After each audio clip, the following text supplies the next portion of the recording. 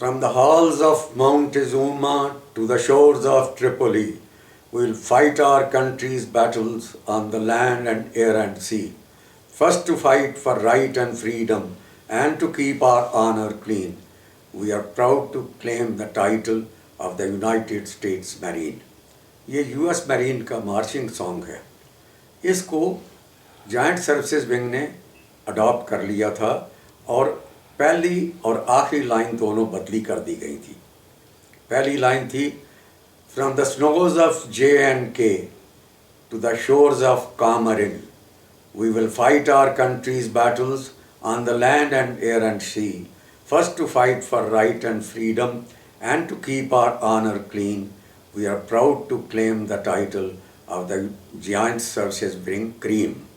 तो ये जो JSW क्रीम हम कहते थे, ये था, हमने इसको अडॉप्ट किया था. और जब हम सब इकट्ठे होते थे, कहीं कोई विंग का पूरे का फंक्शन होता था, तो ये गाना गाया जाता था. लेकिन इसके साथ साथ हमारे एक बहुत अच्छे प्रोफेसर थे, डॉक्टर समर बहादुर सिंह. वो एक पोइट थे. उनकी पोइट्री में संस्कृत ज़्यादा थी, हिंदी कम थी. उन्होंने एक गाना लिखा था JSW के लिए, हिमाद्री तुंग सिंह से प्रबुद्ध शुद्ध भारती, स्वयं प्रभा समुज्ज्वला स्वतंत्रता पुकारती, अरात्य सैन्य सिंधु में सुभार वाग्नि से जलो, प्रवीर हो जय बनो बड़े चलो, भारतीय सैन्य को बड़े चलो. ये दोनों गाने जो हमने पहले मरीन्स का अडॉप्ट किया था वो भी, और ये गाना भी बड़े जोश के साथ जब पूरा विंग इकट्ठा होता था तो गाया जाता था. डॉक्टर समर बहादुर सिंह बाद में ऑल इंडिया रेडियो में चले गए और director general all India radio के ओहदे से रिटायर हुए. मैं आपको थोड़ी सी JSW की जॉइंट सर्विसेज विंग की हिस्ट्री बता देना चाहता हूँ.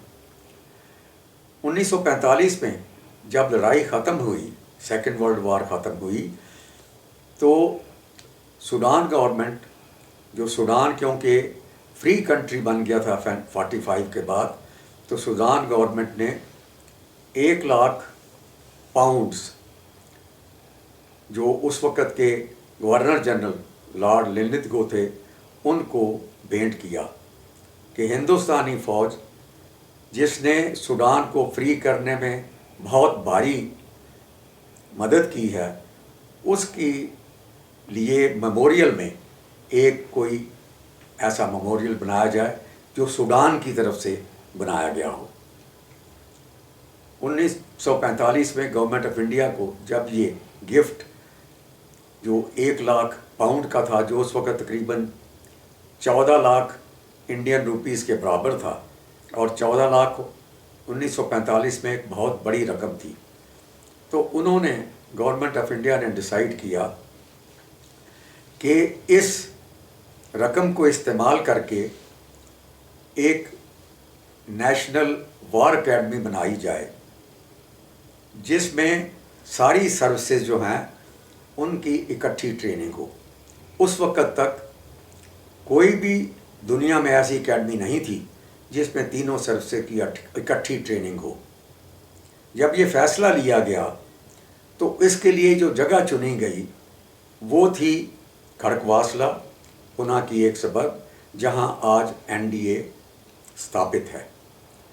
लेकिन उससे पहले कोशिश ये थी कि ये जल्दी शुरू कर दी जाए 1948 या 1949 में, क्योंकि आज़ादी नज़र आ रही थी और कोशिश ये थी कि आज़ादी के वक्त जब ब्रिटिश अफसर चले जाएंगे तो जो गैप बढ़ जाएगा, जो हिंदुस्तानी अफसरों की जगह के लिए जगह खाली हो जाएगी, तो उसको किस तरह से भरा जाए.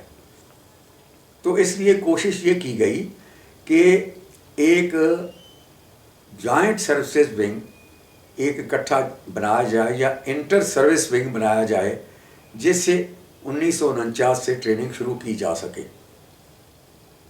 उसके लिए जब रिकॉनेसेंस की गई, जगह देखी गई, तो ये महसूस किया गया क्लेमेंट टाउन में जहाँ बहुत सारी पुरानी प्रिजनर ऑफ वॉर बैरिक्स पड़ी हुई थी जो खाली थी, उनका इस्तेमाल किया जा सकता था।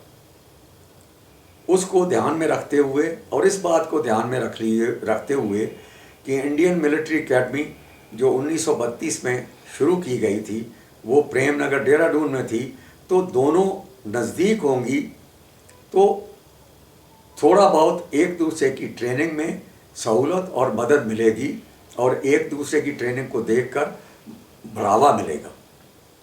तो इसलिए ये ट्रेनिंग क्लेमेंट टाउन में शुरू की गई।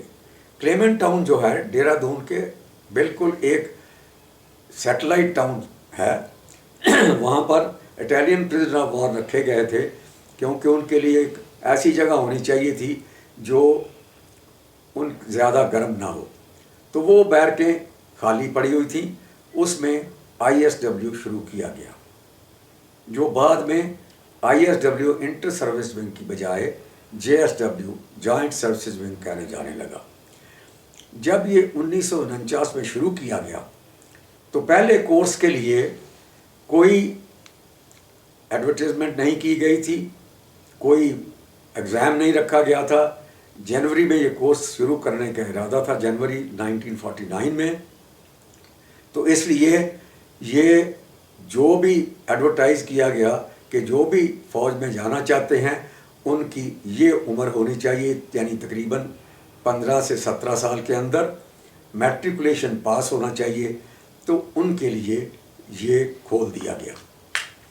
जिन लोगों को ये पता चला उन्होंने अपने बच्चों को आगे भेजा, जिनकी सिर्फ पहले इंटरव्यू ली गई जो सब एरिया और एरिया हेडक्वार्टर में हुई, और उसके बाद उनको जो सर्विस सिलेक्शन बोर्ड था उसकी इंटरव्यू के लिए भेजा गया।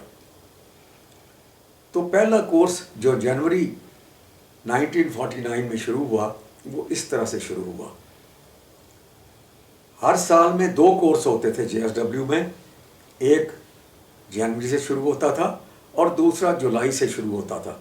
हर 6 महीने में एक टर्म आगे बढ़ जाते थे और टोटल 2 साल की ट्रेनिंग JSW में रखी गई जो इकट्ठी ट्रेनिंग थी।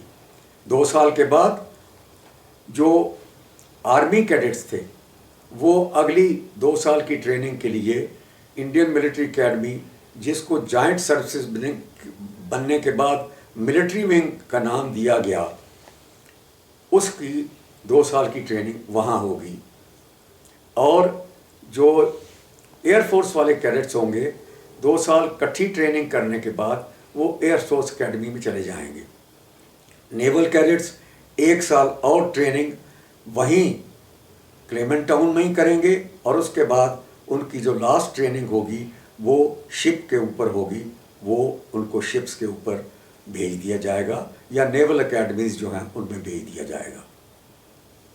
ये शुरू करने के बाद हमारा जो कमांडेंट थे उस वक्त जनरल वडालिया, वो दोनों विंग्स के JSW जॉइंट सर्विसेज विंग और मिलिट्री विंग दोनों के कमांडेंट बन गए। और JSW के कमांडेंट जो थे वो अलग थे, जो मैं पहले आपको बता चुका हूँ। उस वक़्त ग्रुप कैप्टन सीताराम थे और हमारे जो चीफ इंस्ट्रक्टर थे वो विंग कमांडर रामनी थे।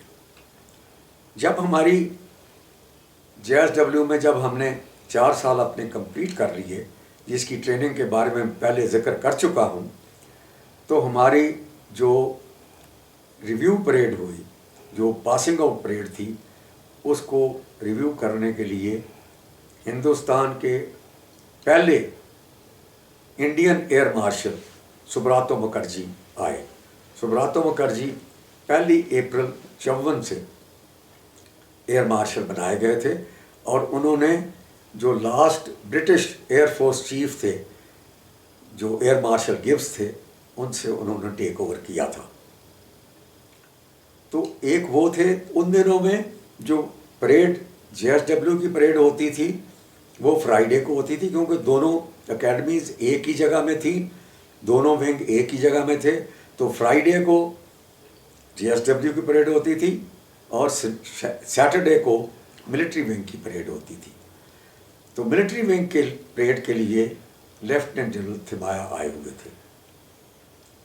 परेड के एक दिन पहले ये दोनों महान हस्तियाँ जो हिंदुस्तान में बड़ी नामवर हस्तियाँ रही हैं, इन दोनों को ये एक कॉकटेल पार्टी में हमें मिलने का मौका मिला। दोनों इतनी बेबाकी से अपनी बातें सुना रहे थे और कैडेट से इस तरह से बात कर रहे थे जैसे मैंने आज तक शायद सीनियर ऑफिसर्स को दूसरे अफसर साहबान से बात करते हुए नहीं देखा। वो अपनी यंग डेज की बातें बता रहे थे। मिसाल के तौर पर फील्ड जनरल थिमाया वो बता रहे थे कि जब वो उनको कमीशन मिला तो उनको एक ब्रिटिश रेजिमेंट के साथ अटैच किया गया। उस वक़्त इंडियन ऑफिसर को जब कमीशन मिलता था, सैंडर्स थे, तो वो अटैच किए जाते थे ब्रिटिश रेजिमेंट्स के साथ या इंडियन रेजिमेंट्स के साथ, और इंडियन रेजिमेंट्स में भी आमतौर पर सारे अफसर जो थे वो ब्रिटिश होते थे। तो जब उनको कमीशन मिला तो उनको एक ब्रिटिश रेजिमेंट के साथ अटैच किया गया। तो इनका होता था unattached list Indian army, ULIA। तो जनरल थिमाया हंसते हुए बता रहे थे कि हम जब भी गुजरते थे तो ब्रिटिश अफसर हमें कहते थे, उलिया कम हियर, उलिया ULIA, unattached list Indian army. तो ये हमारा नाम ही उलिया बन गया। तो उलिया उलिया, तो सारे कैडेट्स बहुत हंस रहे थे। फिर वो बताने लगे कि जब मेरी शादी हुई तो कैसे बातें हुई। तो इतनी बेबाकी से बातें हो रही थी कि शायद मैंने कभी किसी सीनियर अफसर को उसके बाद आज तक इस तरह बात करते हुए नहीं सुना। खैर, हमारी पासिंग आउट परेड हुई।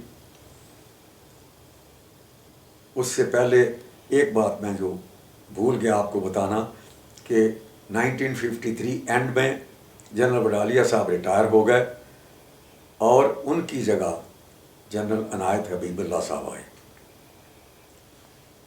हबीबुल्लाह साहब घुड़सवारी के बहुत शौकीन थे। मेजर जनरल, जैसे पहले मेजर जनरल की अपॉइंटमेंट थी, दोनों अकेडमियों के वो कमांडेंट थे। तो जब भी वो आते थे तो हमेशा घोड़े पर सवार आते थे, और चूंकि आदमी घोड़े पर जब सवार होता है, अगर वो ड्रिल स्क्वायर में आए तो वो थोड़ा जो कैडेट्स को है जब नज़दीक से देखते हैं तो लास्ट रो तक अच्छे से देख सकता है। तो इसलिए जो पीछे कैडेट्स होते थे वो भी पकड़े जाते थे। और हमें पता, एक जनरल साहब की विज़िट के बाद पता चल गया कि जिस दिन उनकी इधर चक्कर लगेगा उस दिन सबको ज़रूर पट्टी परेड मिलेगी, क्योंकि कोई ना कोई पकड़े जाते थे और वो वहीं से शाउट कर देते थे, वो वहाँ बात हो रही है, वो वहाँ पीछे हिल रहा है, ये हो रहा है, वो हो रहा है। तो हुआ। खैर, हम वहाँ से आगे जब JSW की ट्रेनिंग ख़त्म हुई, क्योंकि ये हमारे अभी फाइनल ट्रेनिंग नहीं ख़त्म हुई थी फ़ौजी कैडेट्स के लिए, जो हम आर्मी कैडेट्स थे, तो मेरे घर से कोई भी इस परेड के लिए नहीं आया था। आमतौर पर इस परेड के लिए बहुत कम पेरेंट्स आते थे, क्योंकि अभी हमारी ट्रेनिंग और हमारी जो कमीशन है, जब हम अफसर बनते हैं तो हमारा और आगे का सफ़र बाकी था। हम वहाँ से IMA में आए, बीच में छुट्टी काट के फिर बिस्तर बांधा और छुट्टी के बाद फिर IMA पहुँच गए और फिर वही रगड़ा और वही ड्रिल शुरू हो गई। IMA में और JSW में या जॉइंट मिलिट्री विंग में और JSW में एक फ़र्क था, वो ये कि यहाँ पर हमारी फ़ौजी ट्रेनिंग के ऊपर ज़्यादा ज़ोर था और जो एकेडमिक ट्रेनिंग थी, जो किताबी ट्रेनिंग थी, पढ़ाई लिखाई थी, उसके ऊपर ज़ोर बिल्कुल कम हो गया। तो ये हम जब आए तो ये हमने चेंज देखी। ड्रिल बहुत اس کے اوپر بہت زور تھا، اور بہت زور اس لیے بھی کہ کیونکہ ڈرل جو ہے وہ ایک ڈسپلن کا بیس ہے، اور چونکہ یہ ڈسپلن کا بیس ہے اس کے اوپر ہمیشہ زور زیادہ رہا ہے۔ ڈرل کا مطلب یہ ہے کہ جو بھی آپ کو حکم ملا ہے وہ آپ نے فالو کرنا ہے، اس میں کوئی بھی آناکانی نہیں ہو سکتی، چاہے کوئی بھی سچویشن ہو۔ لڑائی کے میدان میں بھی آپ کو جب ایک بار حکم ملا ہے آگے بڑھنے کا تو یہ بھی ایک ڈرل ہے، فوجی ڈرل ہے کہ حکم ملا ہے آگے بڑھنے کا تو آپ پیچھے نہیں دیکھ سکتے، آج چاہے سامنے گولی آ رہی ہو کچھ ہو تو یہ آپ کو کرنا پڑے گا۔ اس کے علاوہ ہمیں جب ہم آئی ایم اے میں آئے تو پہلے تو ہمیں بیرکس الاٹ کی گئیں۔ آئی ایم اے میں 2 کمپنیاں جو چیمپئن اور نمبر 2 کمپنی ہوتی تھی، ان دونوں کے لیے تھے کالنز اور کنزلے بلاک۔ میں جب وہاں تھا تو ہم ایک ٹرم بعد آئے، اور دوسرے 2 بلاک تھے، ایک کو کہتے تھے ایف آر آئی بلاک اور دوسرا تھا دوبی گارڈ بلاک۔ وہ وہی بیرکیں تھیں جو پرزنر آف وار کی پرانی تھی، اور انہیں میں ہم رہتے تھے۔ ہمیں جو بیرکس الاٹ ہوئی جو پہلی ٹرم میں وہ تھی F R I barracks. F R I forest research institute, جو بالکل پریم نگر کے ساتھ سٹی ہوئی ہے، اور جہاں ہم عام طور پہ صبح پی ٹی کے دوران میں بھاگنے کے لیے جاتے تھے۔ یہ بھی ایک بہت بڑی ریسرچ انسٹیٹیوشن ہے۔ اس میں جب میں ایک بار گیا تھا یا ہمیں لے کے گئے تھے تو وہاں پر ایک بہت بڑے درخت کا کٹا ہوا تنا پڑا ہوا ہے، اور اس تنے کے اوپر وہ لکھا ہوا ہے کہ یہ 100 سال پرانا اس کی عمر تھی جب یہ درخت کاٹا گیا یا یہ جب گرا۔ وہ 100 سال کیسے پتہ چلتا ہے کہ جب وہ تنے کو آپ دیکھتے ہیں جہاں وہ کٹا ہوا ہے تو اس کے اندر سرکلز بنے ہوئے ہیں، اور ہر سرکل 1 سال کو ظاہر کرتا ہے۔ یہ میں نے پہلی دفعہ دیکھا تھا۔ خیر، ہم ایف آر آئی بیرکس میں تھے، ان میں ورانڈا تھا سامنے، ورانڈے کے سامنے کھلی جگہ تھی جہاں ہم صبح جلدی تیار ہو کے بھاگ کے نکل جاتے تھے۔ جو کھلی جگہ تھی لان کی طرح تھی، گھاس اچھی اگی ہوئی تھی، اس کے بعد ایک یہ باربڈ وائر کی فینسنگ لگی ہوئی تھی، اور باربڈ وائر فینسنگ کے کراس فیملیز رہتی تھیں، گورکھاز فیملی تھی، کیونکہ گورکھے کافی جو ہیں وہ دہرادون میں بھی سیٹلڈ ہیں اور دارجلنگ میں بھی سیٹلڈ ہیں۔ یہ سارے وہ گورکھے ہیں جو ہندوستانی فوج میں آئے انگریزوں کے زمانے میں، نیپال سے بھرتی ہو کر آئے، اور اس کے بعد ہندوستان میں ہی سیٹل ہوتے گئے۔ تو وہاں چونکہ باربڈ وائر کے اکراس 2-4 نل لگے ہوئے تھے، تو وہاں کچھ گورکھا فیملیز جو تھیں وہ صبح پانی بھرنے یا کپڑے دھونے کے لیے یا ہاتھ منہ دھونے کے لیے آتی رہتی تھی۔ تو ہم جب نکلتے تھے تو کئی بار باہر بیرک میں بیٹھے ہوئے ہوتے تھے، کئی بار نکل رہے ہوتے تھے، تو کئی ہمارے میں شوقین جو تھے وہ گانا گانے لگتے تھے۔ تو ان دونوں میں ایک گانا بہت مشہور تھا، سو جا راج کماری سو جا۔ میرے خیال میں کے ایل سہگل کا یہ گانا ہے کسی پکچر کا۔ تو ایک کوئی کیڈٹ گاتا جا رہا تھا، سو جا راج کماری سو جا، بہت سر میں گاتا جا رہا تھا۔ تھوڑی دیر کے بعد جو باربڈ وائر فینسی اس سے آواز آئی، تو سو جا۔ تو پتہ چلا کہ جس نے یہ بولا ہے اس کا نام ہے راج کماری۔ تو یہ اس کے بعد ایسا ہوا کہ جب بھی کیڈٹ نکلتے تھے تو وہ سو جا راج کماری سارے ہی گانا شروع کر دیتے تھے۔ تو وہ بیچاری راج کماری جس کا نام تھا وہ اس وقت نہ پانی بھرنے آتی اور نہ اپنا منہ ہاتھ دھونے کے لیے آتی، اس کے لیے ایک بندش ہو گئی۔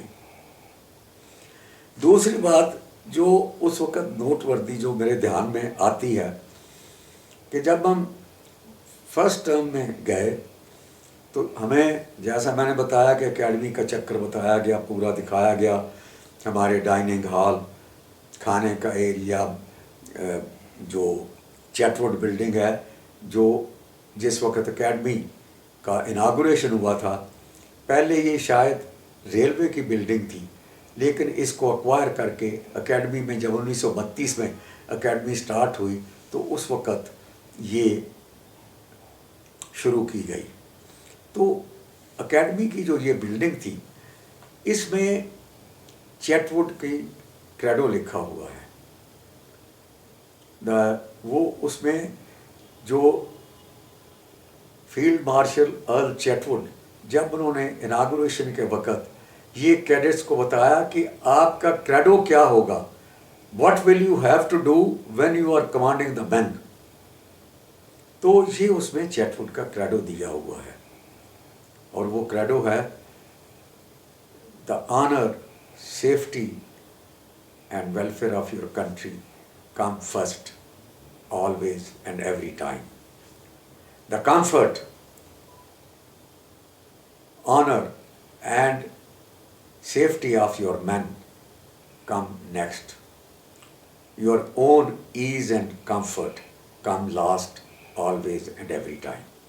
शायद मेरे लफ्ज़ थोड़े दो चार इधर उधर हों, लेकिन मतलब ये था कि जो पहले सबसे देश, उसके बाद जो जवान आप कमांड करते हैं वो, और सबसे बाद में आप। और आप अगर आप हिंदुस्तान की 1947 के बाद जितनी लड़ाइयाँ हिंदुस्तान ने लड़ी हैं उसमें आप देखें तो आप ये देखेंगे कि हिंदुस्तानी यंग ऑफिसर्स जो हैं वो हमेशा हर मुहाज पर सबसे आगे लड़े हैं। दूसरी बात, चैटवुड बिल्डिंग में आम तौर पर बड़े बड़े लेक्चर लिए जाते थे। मैंने जैसे बताया, हमारे नए कमांडेंट मेजर जनरल इनायत हबीबुल्लाह थे।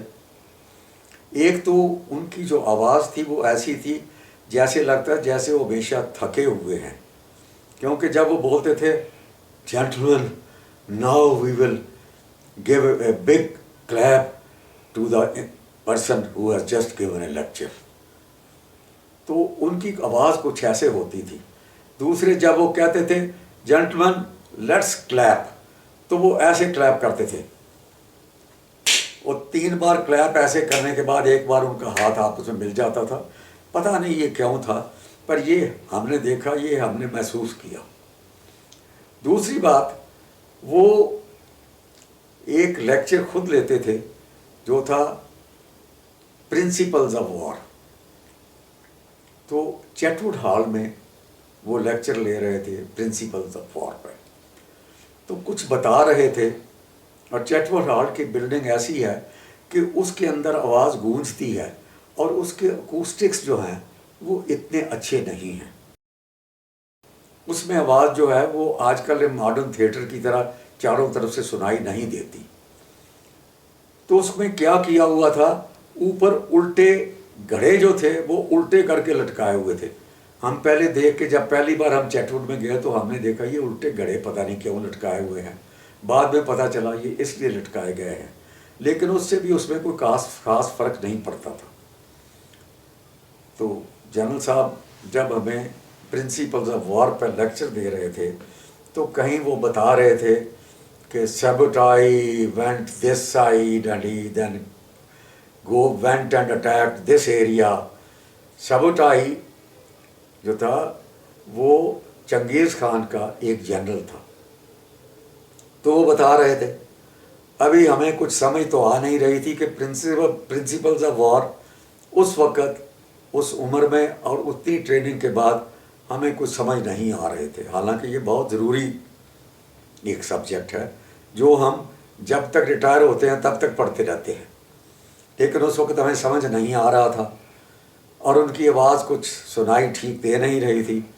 तो सब जितने कैडेट्स थे वो उन्होंने ऊँघना शुरू कर दिया। सबसे जो बड़ी बात ये हुई कि सबसे फ्रंट रो में हमारे adjutant major Rajendra Singh guards थे, वो बैठे हुए थे और वो भी ऊँघ रहे थे और जनरल साहब की नज़र उनके ऊपर पड़ गई। बस समझ लीजिए कि कहर ही ढह गया। जनरल साहब ने कहा, अभी वो डायरेक्ट मेजर साहब को तो कह नहीं सकते थे, उन्होंने कहा all of you get up and you adjutant take them on the drill square کیونکہ چیٹوڈ ہال سے جب آپ باہر نکلو تو سامنے ڈرل اسکوائر ہے. تو انہوں نے کہا take them out on the drill square and start running. تو ہم وہاں سے باہر نکلے اور جو ہماری وہ پریڈ ہوئی ہم بھاگتے رہے اگلا تقریباً 45 منٹ, اور جب تک ہمارا پسینہ نہیں چھوٹ گیا ہم اسی طرح ہی بھاگتے رہے. لیکچر تو اس دن کا کیا سننا تھا, وہ تو کینسل ہو گیا, لیکن اس کے بعد ہمیں اگلے 3 دن ہم ڈرل اسکوائر پہ ہی بھاگتے رہے.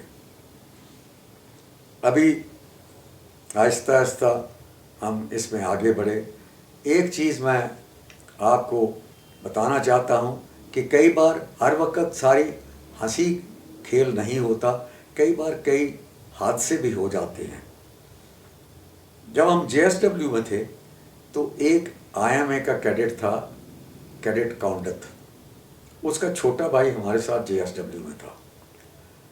کیڈٹ کاؤنڈت جو جنٹلمین کیڈٹ کاؤنڈت جو IMA میں ٹریننگ کر رہا تھا, جب وہ واٹر مین شپ ٹریننگ رڑکی میں کر رہے تھے تو رڑکی کی کینال میں ٹریننگ کرتے ہوئے وہ اس کیڈٹ کو پتہ نہیں چوٹ لگی یا کہیں کچھ ہوا, وہ ڈوب گیا اور اس کی ڈیتھ ہو گئی. اس کا بہت سب کو, جب اس کا بھائی چونکہ ہمارے ساتھ تھا تو ہمیں سب کو بہت افسوس ہوا, لیکن اس کا رزلٹ یہ ہوا کہ اس کے پیرنٹس نے, جو ہمارے ساتھ کیڈٹ کاؤنڈر تھا, اس کے پیرنٹس نے اس کو وڈرا کر لیا, کیونکہ ان کے ساتھ یہ انہوں نے یہ محسوس کیا کہ ایک بچہ تو چلا گیا ہے, شاید وہ دوسرے کو پھر فوج میں نہیں رکھنا چاہتے تھے. تو ایسا ہو جاتا تھا, اور ایک بار نہیں کئی بار بعد میں بھی ہوا. ایک بار جب کیڈٹس جو ٹریننگ کر رہے تھے تو اسی طرح تیرتے تیرتے کسی ایسی جگہ پھنس گئے جہاں نیچے بہت جھاڑیاں تھیں, تو ایک کیڈٹ وہیں پھنس گیا, اور جب تک اس کو باہر نکالا گیا وہ سورگ واش ہو چکا تھا. تو یہ ایسے حادثے ہو جاتے ہیں, تو اس وقت بھی ہو گیا.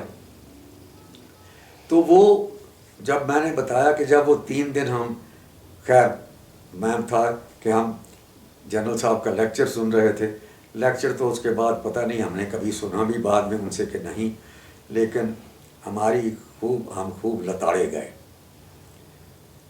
جب ہماری پہلی ٹرم ختم ہوئی دسمبر 1954 میں, 54 میں, تو اس وقت جو 10th کورس تھا, جو اس وقت سب سے سینئر موسٹ JSW کورس تھا, وہ NDA چلا گیا.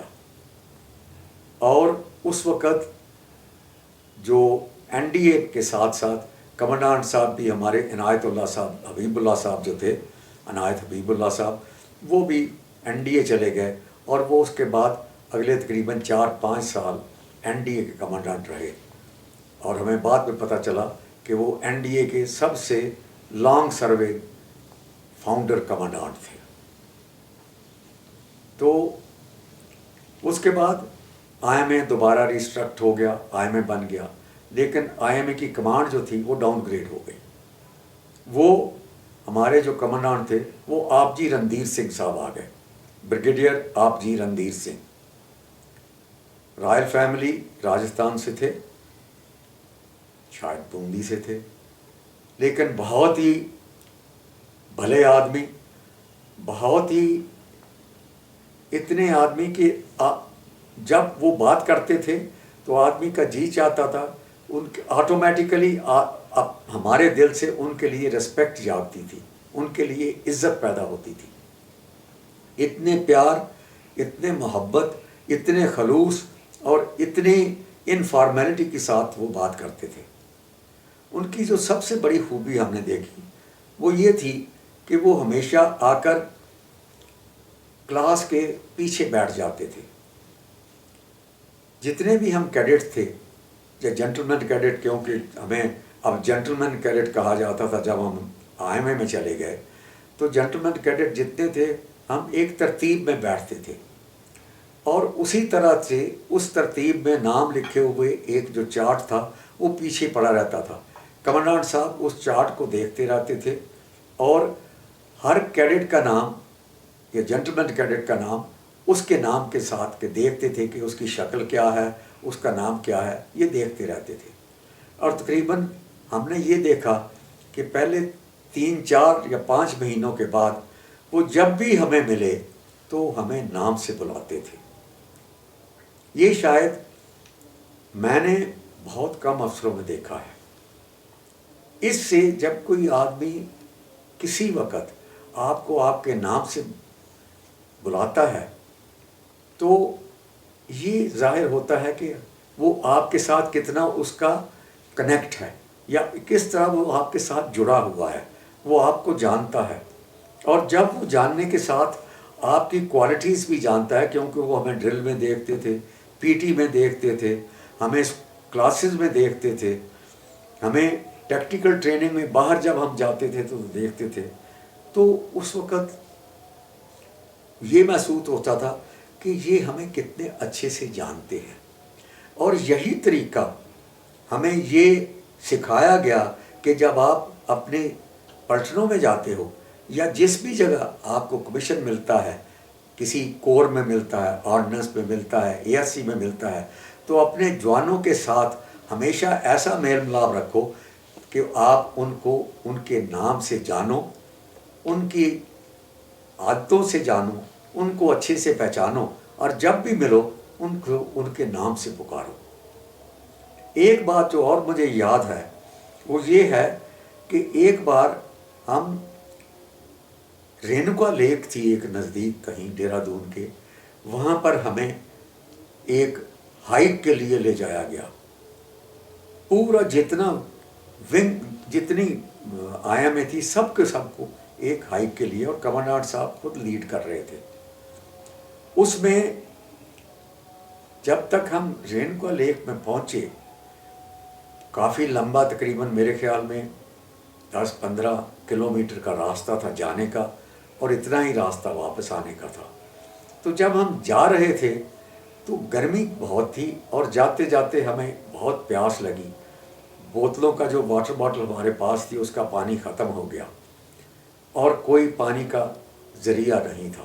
تو ہم رینوکا لیک پہنچے. وہاں سے جب واپس آ رہے تھے پیاس اور بھی زیادہ لگ رہی تھی اور پانی کوئی تھا نہیں. تو جب ہم واپس آ رہے تھے تو ایک ندی سے گزر رہے تھے، ابھی مجھے اس ندی کا نام یاد نہیں. تو اس ندی سے ہم گزر رہے تھے تو سب کیڈٹس نے بنا دیکھے اس میں سے پانی پینا، اور پانی پہلے منہ میں ڈالا پھر پینا شروع کر دیا. یہ ایک طریقہ ہے جو ہم اپنے جوانوں کو بھی بولتے ہیں کہ وہ استعمال نہ کریں، لیکن اس وقت ہم سب کی اتنی بری حالت تھی کہ ہم نے وہ پانی پیا. اس ہائیک کے دوران جو ہم نے کی اس میں سب کی بہت کافی تھکاوٹ ہوئی اور کافی برا حال رہا. یہاں تک کہ ہم نے دیکھا کہ آپ جی رندیر سنگھ صاحب بھی پانی کے لیے کافی دائیں بائیں دیکھ رہے تھے، لیکن ان کے لیے بعد جب ہم ندی کراس کر کے آگے آئے تو 2 4 جوان جو ادھر کھڑے تھے انہوں نے بھاگ کے ان کے لیے پانی کو لے آئے. تو ایسا ہوتا تھا اور ایسا ہمارے ساتھ بھی ہوا. ابھی اس کے بعد جب ہماری پریڈ فائنل آہستہ آہستہ ہوئی تو جیسا میں نے آپ کو شاید پہلے بتایا تھا کہ شاہ فیران آئے تھے. تو شاہ فیران ہمارے جے ایس ڈبلیو میں نہیں آئے تھے، بلکہ آئی ایم اے میں مارچ کے پہلے ہفتے 1956 میں آئے تھے، 1956 میں. ہم اس وقت فائنل ٹرم میں تھے. ان کے لیے ایک اسپیشل پریڈ کی گئی تھی، اور شاہ فیران کی جو بیگم تھی ان کا نام تھا سریا، شاہ رضا صاحب پہلوی اور میڈم سریا پہلوی یا کوئین سریا پہلوی. بہت خوبصورت تھی. ان کی یعنی ان کو ورلڈ فیمس بیوٹی کوئین مانا جاتا تھا. تو جب وہ آئے تو آ کے وہ پریڈ لے رہے تھے. ان کی جو دھرم پتنی جو کوئین تھی وہ پیچھے بیٹھی ہوئی تھی.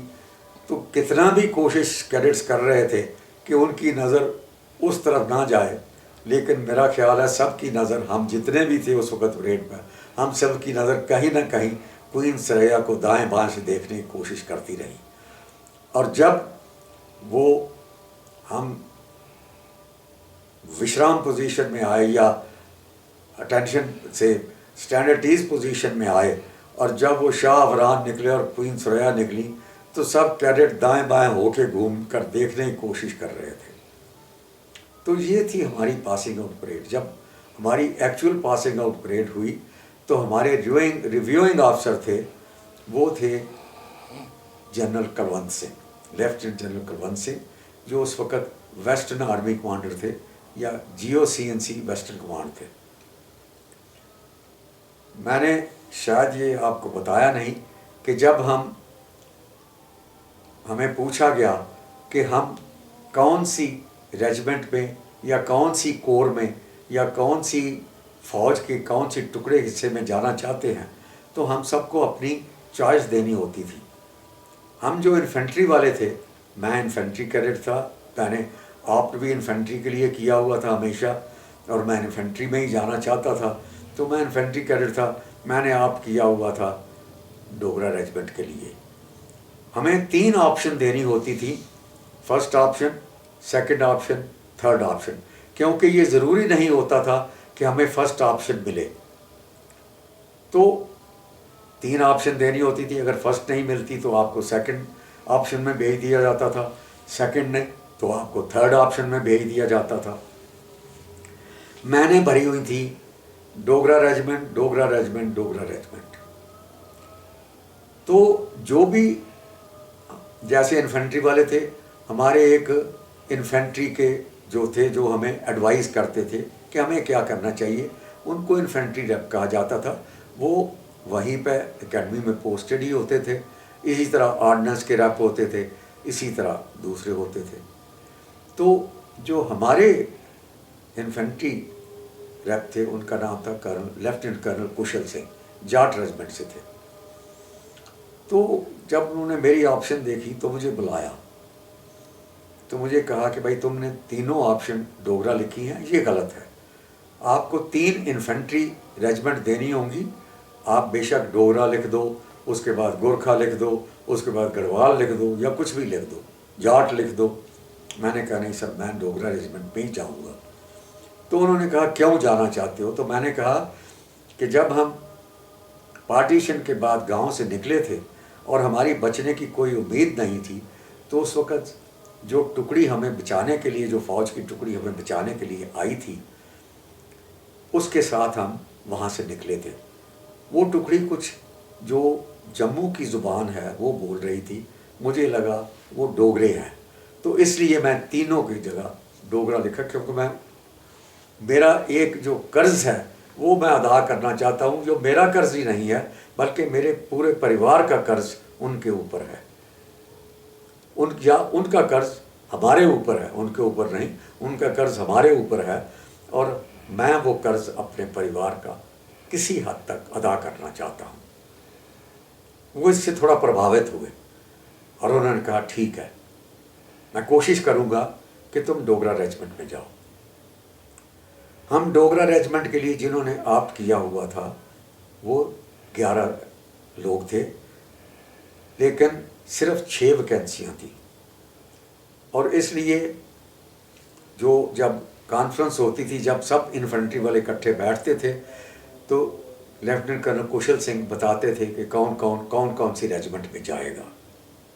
میں اس سے پہلے صرف آپ کو یہ بتا دینا چاہتا ہوں کہ جو میں بتانا آپ کو بھول گیا، IMA میں جب میں آیا تو میں کوہیما کمپنی میں تھا، اور میرے جو پلاٹون کمانڈر تھے وہ تھے ایک تھے کیپٹن گرنگ، ایک پلاٹون کے وہ تھے، اور دوسرے تھے captain Rajinder Singh. Captain Gurung Gorkha regiment سے تھے اور کیپٹن رجندر سنگھ آرٹلری سے. اور رجندر سنگھ جسٹ انفارمیشن کے لیے، وہ جنرل عنایت حبیب اللہ کی بھتیجی سے ان کی شادی ہوئی تھی. خود سکھ تھے لیکن میکنائز تھے، انہوں نے بال کٹائے ہوئے تھے. بہت ہی سمارٹ افسر تھے، بعد میں لیفٹیننٹ جنرل بنے اور QMG کے عہدے سے ریٹائر ہوئے. میں ان کو بعد بھی کئی دفعہ ملا، بڑے پیار اور بڑے اتفاق سے ملتے تھے. لیکن कैडेट डेज में बहुत सख्त थे और बहुत सख्ती से उन्होंने हमसे हमारी ट्रेनिंग करवाई।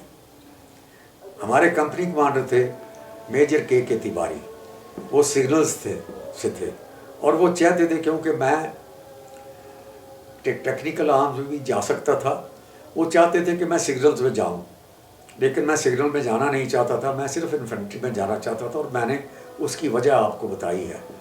तो वो थोड़े मुझसे नाराज़ भी थे और निराश भी थे, लेकिन मैं उसके बावजूद जब अनाउंस किया गया तो कर्नल कुशल सिंह साहब ने बोला कि ये लोग जो हैं, ये 6 लोग, क्योंकि 6 ही वैकेंसियाँ हैं, ये डोगरा रेजिमेंट में जाएंगे।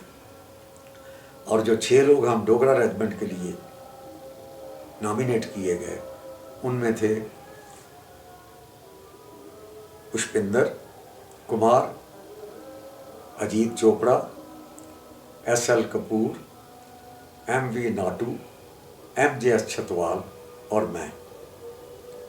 हम 6 के 6 डोगरा रेजिमेंट के लिए नॉमिनेट हुए। परेड, जो उस परेड की रिव्यू कर रहे थे, मैंने कहा वो lieutenant general Kulwant Singh GOC western command थे, जो हमारे डोगरा के कर्नल ऑफ द रेजिमेंट थे। हमें बड़ा फ़ख्र था कि हमारे कर्नल ऑफ द रेजिमेंट जो हैं वो हमारी परेड ले रहे हैं। तो उस परेड के जब रिव्यू परेड ख़त्म हुई, उसके बाद वो हम सब से मिले और उन्होंने हमें डोगरा लैंड यार्ड और डोगरा रेजिमेंट के रैंक जो थे, सेकंड लेफ्टिनेंट, उन दोनों हम कमीशन होते थे, एक स्टार हमें सबको प्रेजेंट किया। मेरी परेड के लिए जो पासिंग आउट परेड के लिए थी, उसके लिए हम 2 घर में से कोई किसी भी 2 आदमियों को, माता पिता को या कोई भी घर से 2 हमारी परेड को अटेंड करने के लिए आ सकते थे। इनविटेशन कार्ड था, मैंने घर भेजा तो मेरे घर से मेरे पिताजी और मेरे बड़े भाई परेड अटेंड करने के लिए आए। वो एक और जो मेरा कोर्समेट था हरमोहन सिंह, वो भी जलंधर से था। उसके पिताजी को मेरे पिताजी जानते थे, क्योंकि छुट्टी के दौरान में हम एक दूसरे से मिलते रहते थे और एक दूसरे परिवार भी एक दूसरे से मिलते थे। तो वो हरमोहन के पिताजी जो थे वो भी आए, अकेले ही आए। तो वो तीनों परेड, पासिंग आउट परेड के लिए जलंधर से आए। इन तीनों का बंदोबस्त हमने, जो देहरादून का घंटाघर है उसके पास कोई हमें छोटा सा होटल मिल गया, क्योंकि हम बड़े महंगे होटल तो अफोर्ड हम कर नहीं सकते थे। तो किसी छोटे होटल में उनका बंदोबस्त किया हुआ था। वो तीनों उस दिन सुबह वहाँ परेड के लिए पहुँच गए। परेड जब ख़त्म हुई तो उसके बाद बड़ा खुशी का माहौल होता है।